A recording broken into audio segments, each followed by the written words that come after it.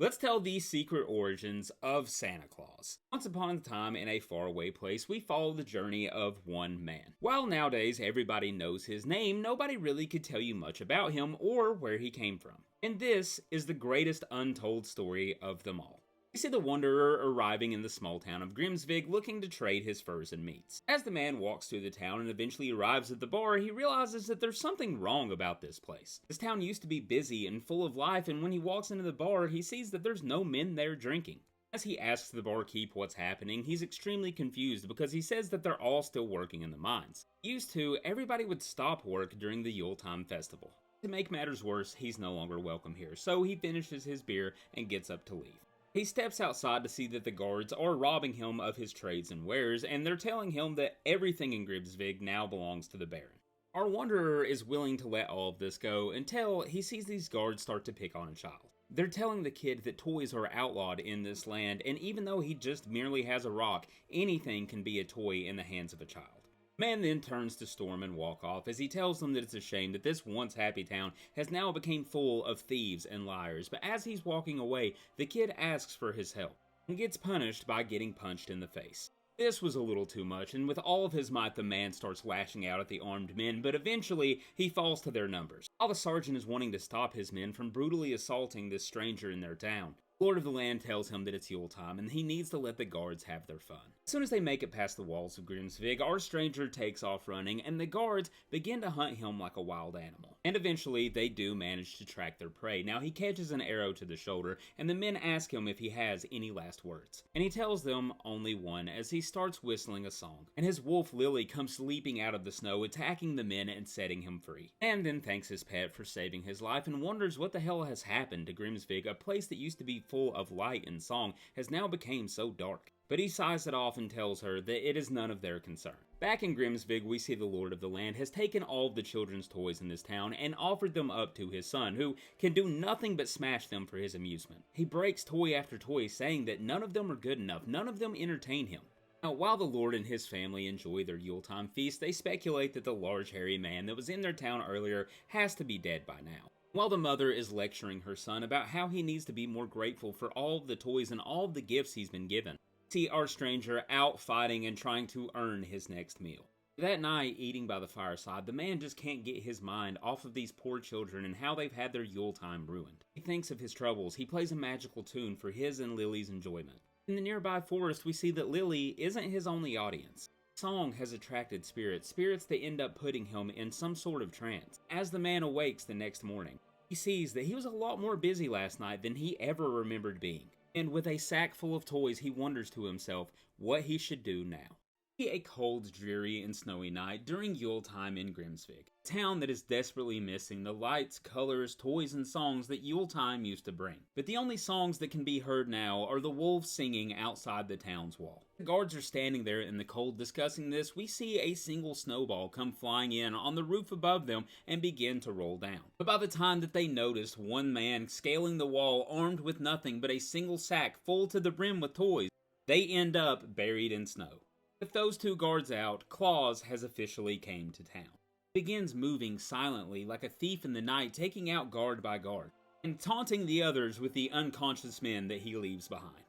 While he may have moved like a thief in the night, his intentions were the exact opposite, as we see the people of the town waking up the next morning and finding that the children have toys for the first time in years. They're not just any toys. These toys are so special. They can fly and sing almost as if they're enchanted. These toys fly out into the streets only to be caught and noticed by the vicious ruler of the land, Lord Magnus. He's screaming at his guards, wondering where the hell all of these toys came from. How did they get here? How did no guard see anything?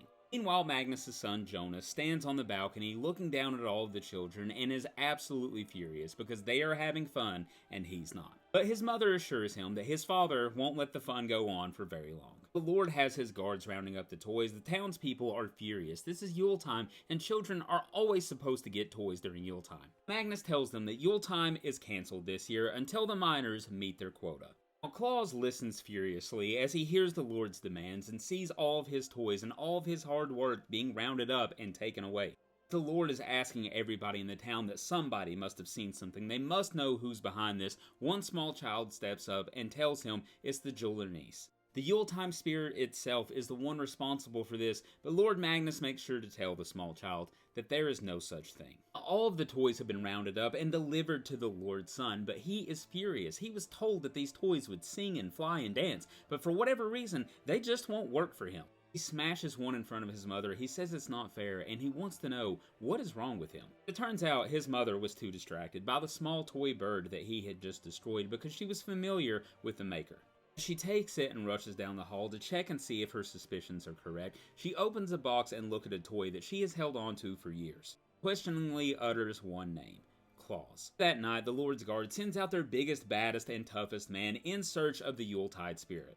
Even the biggest, strongest, and best of the bunch stood no chance when it came to facing Klaus. You can only imagine the Lord and the Guard's surprise when they see that Olaf the Unbeatable had been bested and ridiculed. But Klaus isn't perfect, and he did make one mistake. He left behind a toy sack, which was more than enough to give the dogs his scent. The Lord reminds his men to look at how the dogs are reacting. They're not searching for some Yuletime spirit. They're hunting a man of flesh and blood and bone. And he wants him found and brought back in tiny, bite-sized pieces. But as Klaus is desperately trying to run and make it out of the town, he comes to a locked gate and gets cornered and realizes his first night on the job might be his last. After making his first delivery of toys in a town that has outlawed the Yuletime, we see Klaus running for his life from a rabid pack of dogs. He eventually, though, comes to a dead end and sees that there is no way out and turns to face his fate. This pack of feral dogs go from savage hounds to whimpering puppies in a mere matter of seconds when a large white wolf appears and lovingly comes to greet her master. While Klaus is more than grateful for his loyal friend's support, he tells her that she needs to sneak back out of the city, that these hunters that are after him will kill her, and he can find his own way out. The guards that had sent the dogs out frantically searching for the Santa are bewildered at the fact that the dogs have returned with their tails tucked between their legs. Guards then begin to theorize that this is no mere man they're chasing, that this has to be something else, that they might be after a wolf, or a wolfman, or a spirit. And they think that that's probably the case, because if there was a real man that they were hunting, where the hell has he gone now? As Klaus watches from a nearby rooftop, hiding behind a chimney, we see the sergeants telling his men not to be ridiculous. A wolfman or a ghost couldn't intricately carve toys and leave them at children's doors. But from here on out, to stop any kind of toy delivery, they will just have to monitor every single door in the city on patrol all night long. As Klaus sits perched upon the rooftop, he looks around this once great town and then thinks of a different way that he could get by all of this. But the lack of toys and joy and fun at the Yuletime aren't the only travesties going on in Grimsvig. All this while, we see all of the men in this town are being forced to mine coal. They're being forced to mine so hard that they are actually losing their minds. One man claims to hear a voice talking to him from inside the mountain and calling his name over and over. While the men of these families are being worked into the ground, into mindlessness, the children of this town now have hope once again. We see them sending messages to the Santa through the chimney, burning them up in the fire, and sending them to the northern lights where they think he lives. All of a sudden, everyone in the town are making wishes again, everyone including Lord Magnus's wife. Magnus sees that she is holding on to one of the toys that the so-called Santa Claus has brought to this town, and upon examining them, he says that these toys are too intricately made, that they're not just mere toys. These could be used as tricks to deliver poison. These gifts aren't toys at all, but rather weapons. Dagmar tells Magnus not to be ridiculous, that they are mere toys, that this was all just a big prank. But he begins to become increasingly furious when he realizes that the toy that she is holding isn't like the rest, but it is worn and stained with age. He crushes the toy in his hand. He tells his wife that these aren't just toys, they're signs of revolt. That a war is coming, and he tells his wife she better choose the right side, because only one side can win. You see the men of this town are dropping like flies. They're losing their minds in the madness that is working in these coal mines. But the Lord Magnus walks past all of these tired workers to the deepest part of the mine and begins to crack open a book and speak. He says that he has remade this town to a town without joy, just as this thing has asked. He's literally working his men to death to meet its demands. And he makes one promise, that the Santa will be taken care of. Little did he know, the Santa was still hard at work. We see him interrupting a church service, where everyone is flooded outside to see a rune of joy carved in the snow.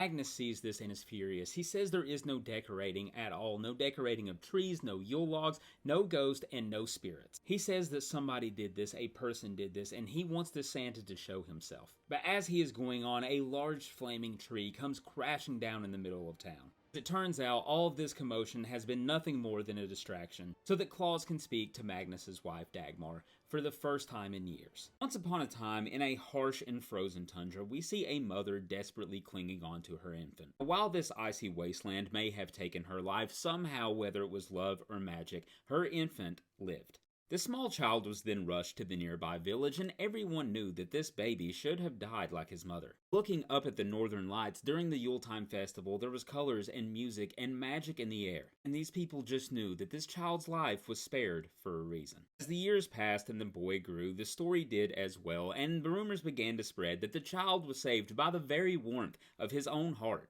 Would go on to name him Klaus, which would mean victory of the people. One day, while whittling a toy, Klaus sees a heartbroken princess burying her pet bird. All of a sudden, like magic, his toy was brought to life, and with it, it brought a smile on the little girl's face. Klaus introduced himself to Dagmar, and the two became almost inseparable. They were the best of friends, and they did everything together.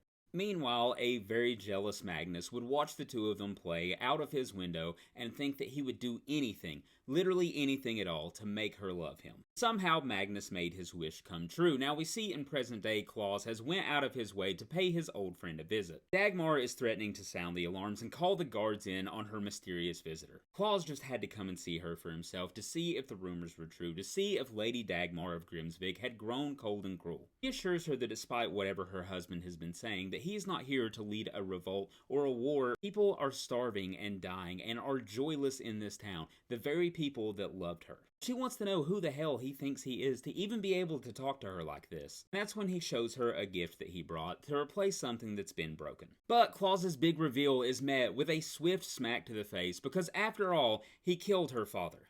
At least, that's the story that was told. We see years ago Dagmar's father had fallen extremely ill, and Magnus was the one taking care of him. He was responsible for bringing him his medicine every day. But all of a sudden, the king fell dead. At the time, Klaus was actually a captain in the king's army and was out leading his men on a hunt, and this is where he first comes across his beloved pet Lily. When he returned from his hunt, he was seized immediately when he entered the kingdom and was called a traitor. Magnus had planted toxic roots and venomous herbs inside of Klaus's belongings and claims that he had poisoned the king. While Klaus is now pleading his innocence to Dagmar, she wants to know why the hell he wouldn't have said anything back then. The sad truth of it all was Dagmar had already made up her mind. She had already chosen Magnus over him. That night, the guard had led Klaus out into the blistering, unforgiving wilderness and had left him to the wolves to die. What these people didn't know is that this particular wolf owed him a favor. When Klaus fell to the ground out of pure exhaustion, Lily laid over his body, keeping him warm and keeping him alive. She warns Klaus that her husband is hell-bent on hunting him down, and when he finds him, he will kill him. He can't possibly save Grimsvig alone. He is only one man. While Klaus hands her a gift that he made for her son, he assures her that the spirits of the forest and ice watch over him, and he doesn't die easy. Two of them used to dream together about how they would make Grimsvig a better place, and it's about time they start.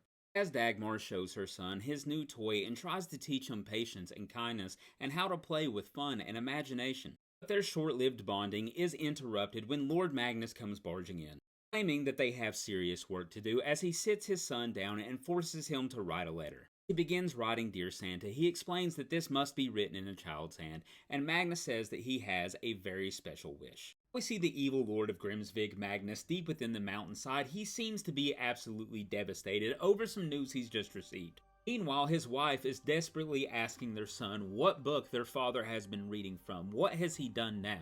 Magnus arrives with a sword and tells his child to leave, that he and his mother have plenty to discuss. He tells his wife of the voice he's been hearing inside the mountain, how he's been preparing Grimsvig for its arrival, and that same voice gives him strength. That same voice also warned Magnus that the king and his men aren't coming to celebrate, but they are coming to kill him. All the while, this new Santa has arrived and ate away at his authority, and he's begging his wife to please think of something to get them out of this. But while Magnus is reeling and falling deeper into madness, Klaus is out delivering joy. He's going chimney to chimney delivering toys to kids in this town because they have guards on all the doors trying to stop him. But we see Klaus reading one special letter that's going to require some extra attention. But before he can get to that, while yes, kids are supposed to have toys during Yuletime, men aren't supposed to be working either. As we see Klaus incapacitate the foreman in the mines, he tells the miners that only one man is supposed to be working at Yuletime, and that is him. He tells them all that there's gifts waiting for their children, that they need to go home and enjoy some time off with their families. What he doesn't realize is he has inspired these miners. All of these men that have been worked to the bone tell Klaus that he could lead them, that he could start a revolution. He tells them he is no leader. All he is a bringer of joy. He tells them that that is their gift, to take it and to run with it, and to tell the Baron that his grip on his land is slipping. And find out that Magnus had made a deal with this voice he's been hearing, the voice from the Black Book, the voice that lives under the mountains. Years ago, he asked it for power, knowledge, and wealth, and he asked his wife Dagmar if she ever really loved him. All she can say is that they have enough coal to burn for hundreds of years. She cannot believe they've worked the people of this town to death, all over a voice. She's even more heartbroken when she finds out that the people of Grimsvig see her and her family as tyrants. Meanwhile, we see Klaus fulfilling the wish of a very special letter of a kid who has an extremely tragic life, but also has no chimney and wants to make sure that the Santa doesn't miss them. But as Klaus arrives at this home, it turns out that there was no sick child, but rather a trap. One by one, he's taking down these soldiers, fighting his way up the steps and to the rooftops. But as he gets up there, he finds that Magnus had a whole slew of archers with poison-tipped and flaming arrows waiting on the Santa. Being shot and fearing for his life, he has no choice but to jump from the roof. He crash lands into somebody's home and they quickly call for the guards, and this is the first time that the guards actually see that he's real and he bleeds. Running for his life, he jumps from the rooftops, pulling the arrow out of his own shoulder. He's able to use it to slow down his fall enough that he doesn't splatter when he hits the ground. As Klaus is laying there near death, beaten, bruised, poisoned, shot, and stabbed, he gets an offer of help and shelter from who else but the kind, warm heart of a child.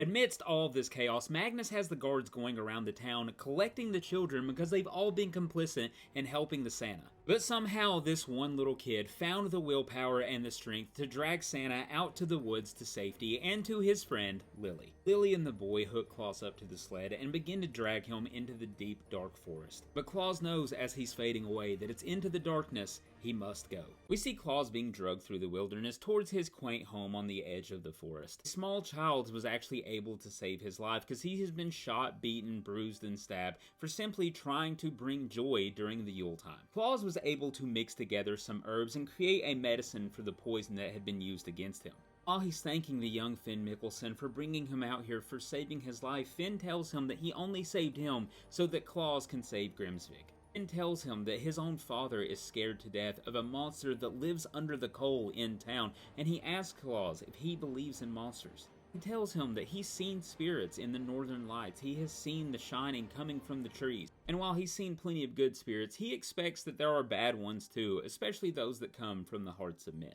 Now, Finn goes outside to search for Klaus's loyal companion, Lily, but as he goes out there, he thinks he's seeing the lights that Klaus is referring to, the spirits of the forest. But unfortunately, that's not what he was seeing at all. But instead, it was the evil Baron of Grimsvig arriving with his multitude of archers armed with flaming and poison-tipped arrows. We see stakes being driven into the ice as Klaus's home is being burnt to the ground, and we see Magnus mocking him all the while. The Yuletime spirit, the mysterious Santa, all along it was Grimsvig's own long-lost Captain Klaus. Now staked down to a frozen lake, Magnus tells him that he's back in the wilderness where he belongs. Even though he evaded freezing to death all of those years ago when he was a baby, this is how he will finally meet his end. The Baron tells Klaus that his wolf will be shot and stuffed, that the miners will work until they die, and the little boy that came to help him will be fed to his dark accomplice. We see Magnus preparing for the king of the land's arrival as he throws the young kid in the dungeon. But Finn finds out that he's not the only child there. In fact, all of the town's children are there, and they're finally getting the Yuletime that they were supposed to have. Toys and candy, all of the things that make this festival so special. But Finn tells them, don't you see what's happening? We're being fattened up before the slaughter. In the mines beneath town, the men are literally dropping dead from being worked so hard for digging out all of this coal. They don't know how much more they can give. They've taken their children, they've taken their bodies, they've taken their lives. These men have given them everything. Finally, the mountain splits open and the voice from inside can be seen and heard. All it can say is that it's hungry, and it wants to know, where are the children? We see the king arriving, finally, in Grimsvig at the Yuletime feast, and telling Magnus that he's being stripped of his title. His people live in squalor while he lives in luxury, and his laws are arbitrary and inhumane. King tells him he's heard tales of Magnus, of his cruelty, of his exorbitant taxes, and most of all, his dark magic. About that time, Magnus announces to the crowd that their final guest has finally arrived as he introduces to them the new spirit of Yuletime. He tells the noble lords to get on their knees or to die where they stand, because Magnus's accomplice is hungry and furious because it's looking for the children. Out in the forest, we see the wolves surrounding Klaus and Lily trying to protect him, trying to keep him from freezing to death, as she did all those years ago. He tells her not to be scared, to remember the song that they sing together, the one that attracts the spirits. As Lily howls into the night skies, we see the spirits coming down upon Klaus and something inside of him changing fundamentally. Northern Lights themselves have come to see this man. As they enchant him with 3 different runes, they intend to make him into something else. They intend to make him better. And though it's a painful process, they finally make him the Santa.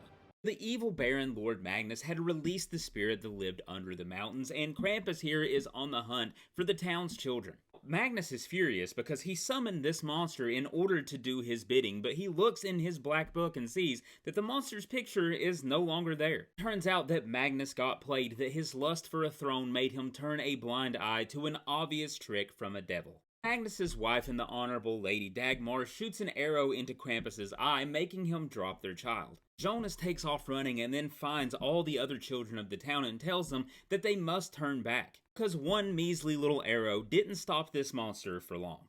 Gunnar Mikkelsen, the humble miner, who was the father of the kid that just recently helped save Klaus's life, intervenes and throws a mining axe into the back of Krampus, distracting the monster for long enough to let the children run away. This beast is just too powerful. As it breathes fire out of its mouth, it warns them that nothing can save them from him. But the spirit of Yuletime himself, Klaus, arrives and tells him that they'll have to disagree on that one. Klaus and his loyal pet wolf, Lily, simultaneously attack this fire-breathing demon. As the children of the town are rejoicing at the return of the jeweler niece, Lady Dagmar realizes that her son isn't among them. And just when it looks like that the battle is won, Lord Magnus returns and makes his presence known with a sword through Klaus's back. Magnus tells the monster he just saved its life again, that it's time to pay up. He was promised a kingdom and a crown. He's screaming he wants his people to love him. He wants his wife and his son to love him. Dagmar tells Magnus that all of this horror that surrounds him is his fault. He murdered her father, he hunted Klaus to death, he surrendered himself to a monster, and whatever they had at one point between them is over. While Magnus screams futilely at the monster one more time, demanding what he thinks he's owed, Krampus completely engulfs him in flames. Magnus' son gets up and tries to sneak off and run away, but unfortunately catches the monster's attention. Dagmar tries to summon every bit of strength she has to lift the sword and tell the monster to leave her son alone. Klaus returns fully healed and tells Dagmar to let him handle this. He explains that something happened on the ice out there, that he should have died, that the Shining family took him to the house beyond the Northern Lights. Now, he can't be killed. As Krampus goes to take Klaus's sleigh and turn it into his own wicked war machine, he says that he will be hunting the world around for wicked children. Jonas, bawling his eyes out, says he knows that he was bad, he was greedy and spoiled and was a brat, but Santa brought him a toy, and Santa only brings toys to good kids. As Klaus begins running the top of the castle walls, making one giant leap for his now hijacked sleigh, he catches the sleigh in mid-flight and screams at the monster that there are no bad children. Klaus goes to draw his sword. He says, "Let me be the judge of the sins this child has committed, and I will tell you that none of them are worthy of a demon's wrath." While the monster says that this child is a liar, that he's greedy, that he's full of pride, Klaus pulls his weapon back and tells the monster that he'll give it this. He's going to make him laugh for the first time in years. And with one swing of his mighty sword and a deep guttural laugh, the Santa absolutely decapitates this foul demon. Back down on the ground in Grimsvig, Dagmar watches on as Klaus returns in his sleigh with the greatest gift he could ever bring her at Yuletime: a reunion with her son. We then see the town celebrating its very first Yuletime in years, and then we watch as the town continues to prosper and be happy year after year. Because once upon a time, there was a man. His name was Klaus, and that meant victory of the people. Once upon a time, they all lived happily ever after, but that time is now, and now outlives each and every one of us. As we see Klaus dancing with Dagmar for the last time after a lifetime full of love and happiness. Klaus, cursed with the gift of immortality, sticks around in Grimsvig for one final goodbye. But before he leaves, Jonas gives him a parting gift from his mother. Klaus and Lily load up in his sleigh. He tells Jonas that he will be back at Yuletime, and he tells him to watch for him when the nights are long and the days are cold, when there's need of a light in the darkness. The end.